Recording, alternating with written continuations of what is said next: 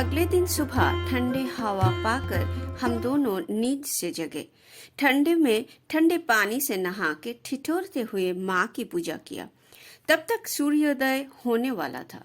लाल ओढ़नी से जार एवं माँ की तस्वीर बांधकर हमने सारे सामान भी तैयार कर लिए। फिर नान बाबू की तलाश में मैं नीचे आया। सीढ़ी में घर के मालिक बैठा था। मुझे देख के वो मुस्कुराया। मैं बाहर आके नान बाबू और राजेश को ढूंढने लगा। कुछ दूर आग जला के लोग हाथ पैर सेक रहे थे। वहां से मुझे देखकर नान बाबू भागते हुए मेरे पास आया। मैंने कहा, हम तैयार हैं, चलो सहस्त्रधारा जाते हैं। इतनी ठंडा में इतना सुबह हम दोनों को तैयार देख वो लोग थोड़े हैरान हुए। राजेश ने कहा, चलिए सहस्त्रधारा जाकर हम लोग नहाएंगे। नान बाबू हमारे सामान लाने ऊपर गए। मैं, मेरी पत्नी एवं माँ के आसन साथ लिए गाड़ी में आए। अगले चौक पे चाय की दुकान खुला था। राजेश ने कहा, थोड़े चाय पी लेते हैं। नान बाबू जाकर सबके लिए चाय, बिस्किट और कुछ पानी बोतल ले आया। चा पीकर हर नर्मदे हर धनी के संग हम लोग आगे बढ़ने लगे। बिछिया मोड़ से 22 किलोमीटर की दूरी पर अंजनिया। मैं और मेरी पत्नी रेवा नाम जप करते रहे। सुबह सुबह रेवा नाम जपते हुए बहुत ही अच्छा लग रहा था। अंजनिया मंडला जिला में आते हैं। यहाँ गायत्री माता की मंदिर है। गायत्री माता को प्रणाम करके 21 किलोमीटर आगे जाके हम महाराजपुर पहुंचे। यहाँ से थोड़े आगे आता है हनुमान मंदिर। मंदिर की बगल से नर्मदा तट दिखता है। हम लोग हर नर्मदे हर ध्वनि देते हुए सहस्त्रधारा के पास पहुंचे। इस जगह पर नर्मदा अनेक धारा में प्रवाहित हुए, इसलिए इसको सहस्त्रधारा कहते हैं। बहुत ही साफ पानी। राजेश और नान बाबू गाड़ी की और खुद की नहाने की बंदोबस्त करने लगे। मैं और मेरी पत्नी प्रफुल्लित चित्त मां नर्मदा को निहार रहा था। अचानक पीछे से हर नर्मदे ध्वनि देते हुए एक औरत हमारी तरफ आने लगे। मैंने उन्हें कहा कि हम दोनों पति पत्नी नर्मदा परिक्रमा कर रहे हैं। यहाँ शिवजी की पूजा करना चाहते हैं। उन्होंने कहा, मैं भी परिक्रमा करी। हम पति पत्नी संपूर्ण नर्मदा परिक्रमा करके यहाँ चातुर्मास्य कर रहे हैं। आप लोग कृपया आज हमारे संग भोजन करें। हमें थोड़ा संकोच हुआ। मैंने कहा, हमें पूजा देकर आगे बढ़ना है, देर हो जाएगा। आपका शुक्रिया। इतना सुनकर वो औरत अपनी धर्मशाला पर चले गए। फिर थोड़े देर में उनकी पति हर नर्मदे ध्वनि देते हुए हमारे पास आया। आकर कहने लगे कि 15 दिन में उनकी चातुर्मास्य संपूर्ण होगा, तब वो लोग ओंकारेश्वर जाएंगे। आप भी परिक्रमा करी, हम भी परिक्रमा करी। हमें आपकी भोजन करवाने की सौभाग्य प्राप्त हो। मैं एवं मेरी पत्नी ये सुनकर सोचा कि 3 जगह पे तो हमें भिक्षा लेनी है, क्यों ना पहली भिक्षा इन परिक्रमाकारी दंपति से ली जाए। माँ नर्मदा को स्मरण करके फिर हमने कहा, तो आप लोग आज हमें भिक्षा दे, भिक्षांग देहि। परिक्रमाकारी के रूप में आज हम दोनों आपसे भिक्षा मांगते हैं। सज्जन ने पूछा, आप काचा भिक्षा लेंगे या पकाया हुआ? हमने कहा, हमारे साथ खाना बनाने के कोई सामान नहीं है, इसलिए हम पकाया हुआ भोजन ही भिक्षा लेंगे। सुन के वो लोग बहुत प्रसन्न हुए। उत्तर तट पर एक मंदिर आधा जलमग्न है। शिव शंकर वहाँ नर्मदा में ही अवस्थित है।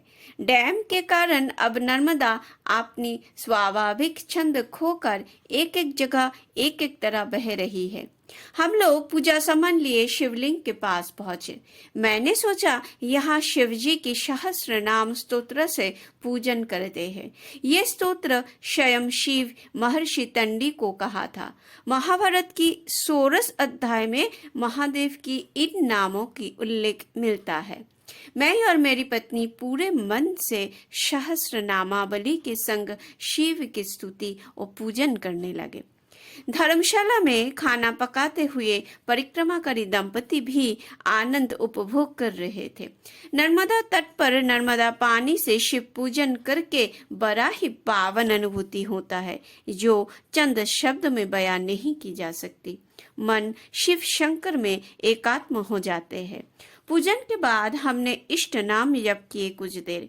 तब तक राजेश और नान बाबू भी गाड़ी साफ करके नहा के आ पहुंचे। फिर हम सब धर्मशाला पर आए। परिक्रमाकारी सज्जन रसोई पत्नी को छोड़ हमारे साथ वार्तालाप में जुड़ गए। सहस्त्रधारा तीर्थ की कहानी वो हमें बताने लगे। महाराज कार्तवीर्यार्जुन भगवान दत्तात्रेय से वरदान में सहस्त्र भुजाएं प्राप्त किया था। एक दिन वो अपनी रानियों के संग यहाँ जल क्रीड़ा में मग्न थे।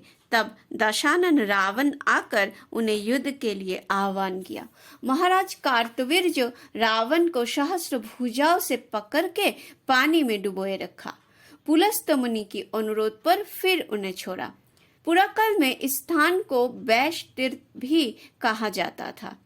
फिर सज्जन अपनी परिक्रमा की कथा सुनाने लगे।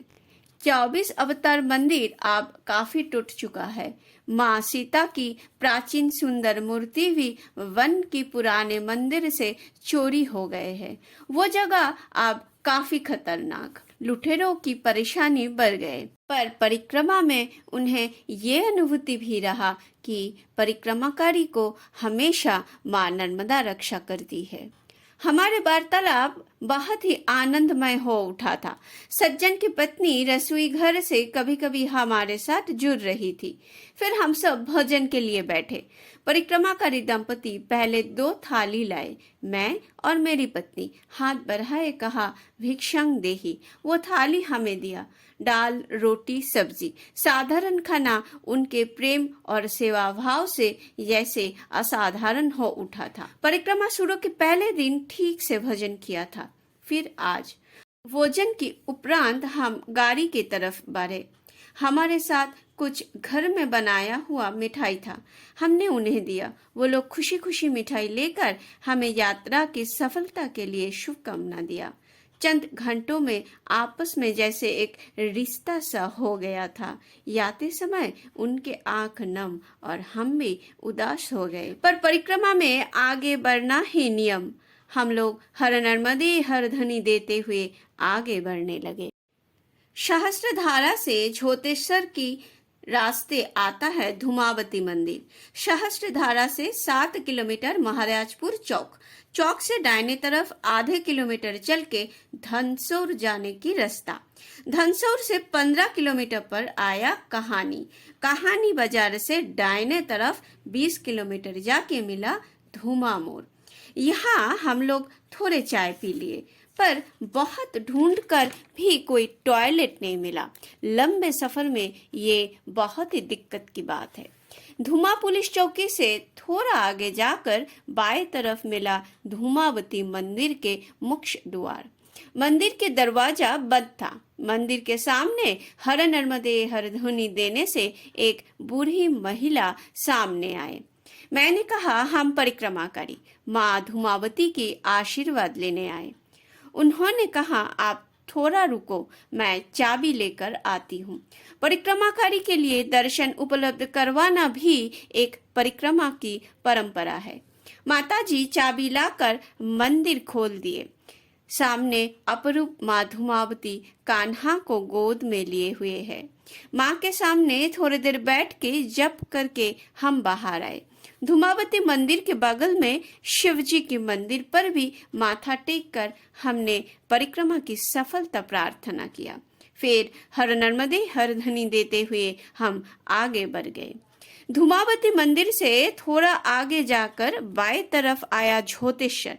यहाँ से लगभग 25 किलोमीटर आगे जो चौक आएगा, वहां से बाएं तरफ 4 किलोमीटर जाकर आएगा राज राजेश्वरी मंदिर के मुख्य द्वार। यहाँ से 1 किलोमीटर अंदर जाने से जगत गुरु शंकराचार्य स्वामी स्वरूपानंद सरस्वती जी की आश्रम, देवी राज राजेश्वरी और झोतेश्वर मंदिर मिलेगा। हम लोग पहले जगत गुरु शंकराचार्य के कार्यालय जाकर एक सज्जन से कहे कि हम लोग नर्मदा परिक्रमा करी, यहाँ विश्राम करके कल सुबह माँ भगवती राज राजेश्वरी जी की पूजन करना चाहेंगे। फिर हमने तय किया कि माँ को एक बार दर्शन करके फिर आश्रम चलते हैं।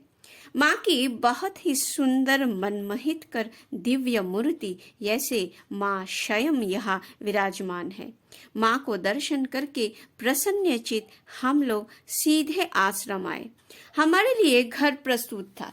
पहले माँ की आसन स्थापना किया, फिर हम दोनों नहाकर थोड़ा ताजा हो आए। माँ राजराजेश्वरी जी को दर्शन करके आज मन बहुत ही भावुक हो उठा।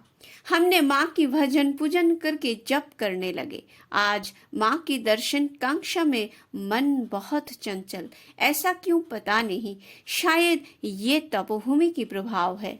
जप के उपरांत हमें कुछ भोजन करने की मन नहीं था, पर पत्नी ने कहा कल के लिए कुछ शक्ति जमा करना है तो खाना जरूरी। फिर हम दोनों साथ लाए कुछ सूखा खाना खाकर सो गए। अगले दिन काफी जल्दी आँख खोल गए। थोड़ी देर और करवट बदलते रहे, तब पंछी की किलकारी सुनाई दे रहे थे। मेरी पत्नी भी जाग गई। हमने सोचा नहा धो के मंदिर चल के चंडी पाठ करते हैं। नर्मदा तट पर यही शायद चंडी पाठ की आदर्श स्थान। हम दोनों जल्दी तैयार होने लगे। मैं राजेश और नान बाबू को भी तैयार होने के लिए बता कर आया। फिर माँ की पूजा आरती करके माँ के आसन और सारे सामान साथ लिए जब हम रवाना हुए तब सुबह बस होने ही वाला था। गाड़ी झोतेश्वर पहाड़ के ऊपर देवी राज राजेश्वरी मंदिर प्रवेश किया। एक सन्यासी मंदिर साफ कर रहा था। हम लोग मंदिर के अंदर जाके माँ राज राजेश्वरी जी को प्रणाम करके चंडी पाठ शुरू किया। कुछ सन्यासी चंडी पाठ सुन रहे थे। पाठ संपूर्ण होने पर एक जन सन्यासी हमें कहा, आज पहला पूजन आप लोग ही करें। मैं और मेरी पत्नी पुष्पांजलि अर्पण एवं प्रदक्षिण करके बाहर आया। फिर हर नर्मदे हर धनी से झोतेश्वर की वातावरण को और मनमोहित करके आगे मुकुंदेश्वर के लिए बढ़ने लगे। झोतेश्वर मंदिर से 4 किलोमीटर गोटेगांव की तरफ जाने से बाएं तरफ आया श्री बाबाजी महाराज की आश्रम और मुकुंदेश्वर मंदिर। काफी बड़ा आश्रम और मंदिर। श्री बाबाजी महाराज एक अति उच्च कटी योगी थे। आश्रम के अंदर एक झील है। इसी झील में योगासन पर बैठे बाबाजी ब्रह्मलीन हुए थे। लोग कहते हैं कि समाधि में योगीराज आज भी सूक्ष्म रूप में विराजमान है, अपने वक्त को दर्शन देते हैं। हमने भक्तिपूर्ण प्रणाम करके परिक्रमा सफलता के लिए प्रार्थना किया। फिर मुकुंदेश्वर शिव जी की पूजा संपन्न करके अगली तपस्थली महादेव पिपरिया के लिए रवाना हो गए।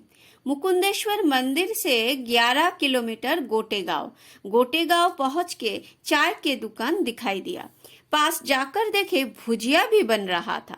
बंगाली को भुजिया बहुत पसंद। हम सब चाय, पोहा और भुजिया लिया। फिर गोटेगांव राष्ट्रीय मार्ग से माँ की भजन गाते हुए हम चलने लगे।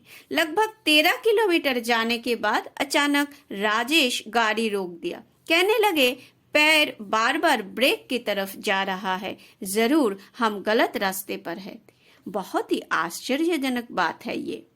कुछ लोग आपस में बात कर रहे थे। राजेश ने उन्हें पूछा तो उन्होंने बताया कि हम लोग रास्ता पीछे छोड़ आए। गाड़ी पीछे लेकर बाशनपानी मोड़ से दाहिने तरफ की रास्ता लेना है। गोटेगांव चौक से ये मोड़ तक दूरी लगभग 12 किलोमीटर। आगे चल के नया गांव पुलिस चौकी से दाहिने तरफ पिपरिया गांव। हम लोग गाड़ी से उतरकर हर नर्मदे हर ध्वनि देते हुए मंदिर के पास जाकर देखे कि मंदिर तो बंद है। बाएं तरफ मिट्टी के घर के पास एक सज्जन को देख मैंने कहा कि हम परिक्रमा करें, यहाँ शिव पूजन करना चाहते हैं। सज्जन ने मंदिर खोल दिए।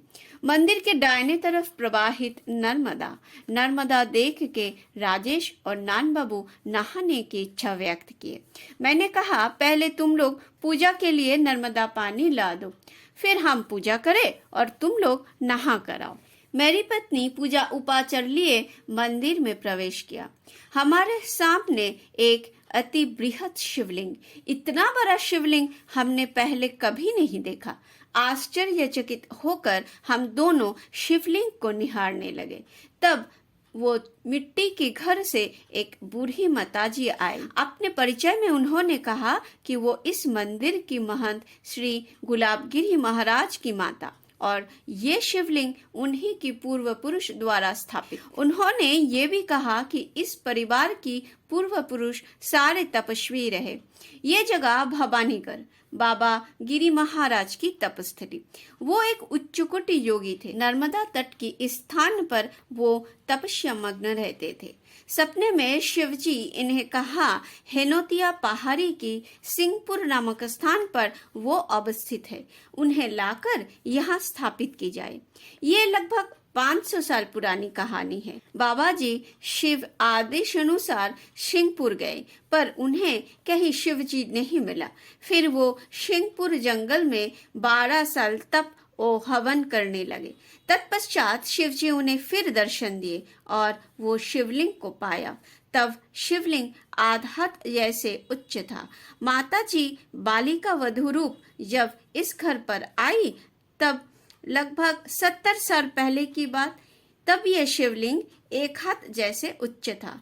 उन्होंने इस शिवलिंग का पूजन अपने हाथ से किया। शिवलिंग अपने आप बढ़ता गया।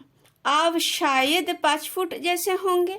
मैं और मेरी पत्नी आनंदित चित्त पूरे मन से शिवलिंग की पूजा अर्चना किया। पूजा के उपरांत जब हम स्तव पाठ कर रहे थे, तब महंत जी और उनके माता जी बरिंडा में खड़े पूजा आनंद उपभोग कर रहे थे। पुष्प बिल्व पत्र शिवलिंग के ऊपर देने के लिए हमें पैर ऊंचा करना पड़ा। पूजा संपन्न करके हमने शिवजी और जगन्नाथ जी की आरती किए।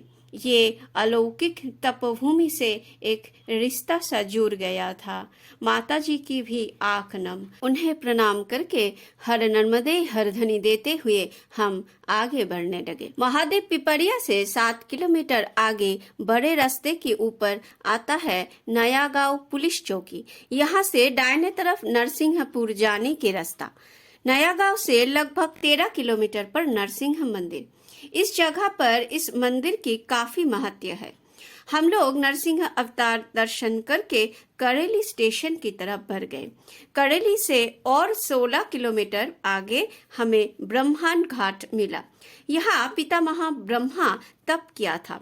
हमारी गाड़ी नर्मदा के सामने आकर रुक गया। परिक्रमाकारी नर्मदा पार या माज नर्मदा तक भी नहीं जा सकता, इसलिए हमें तट से ही पितामह ब्रह्मा जी को स्मरण एवं प्रणाम करना पड़ा। ये घाट इंदौर की महारानी अहल्याबाई ने बनाया था। हम दाहिने तरफ घाट पर आए। नर्मदा के ठंडे पानी छोटे छोटे लहरों में अपनी छंद से बह रही थी। नदी में कुछ पत्थर यहाँ वहाँ बिखरे पड़े थे। हमने उस पर बैठ के नर्मदा की सुंदरता निहारने लगे। उत्तर तट पर जंगल दिखाई दे रहा था।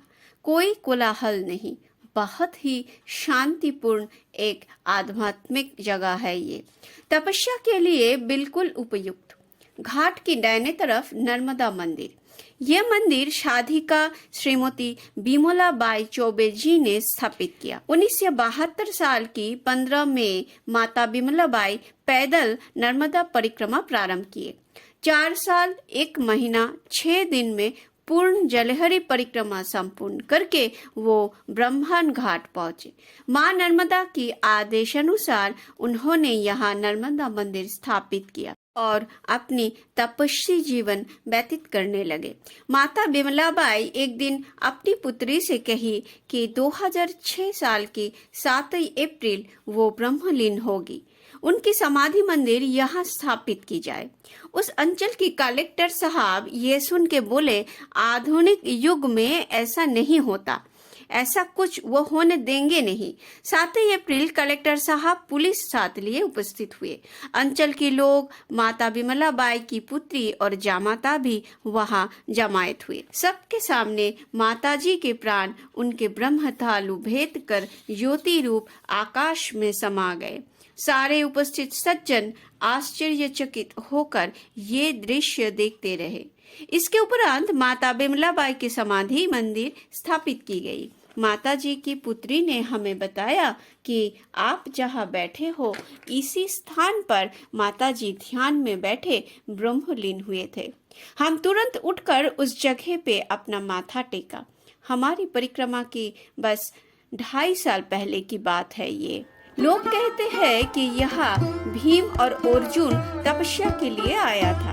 गुफा में भीम की पद चिन्ह अभी भी दिखाई देता है, परंतु वो उत्तर तट पर होने के कारण हम जा नहीं पाए।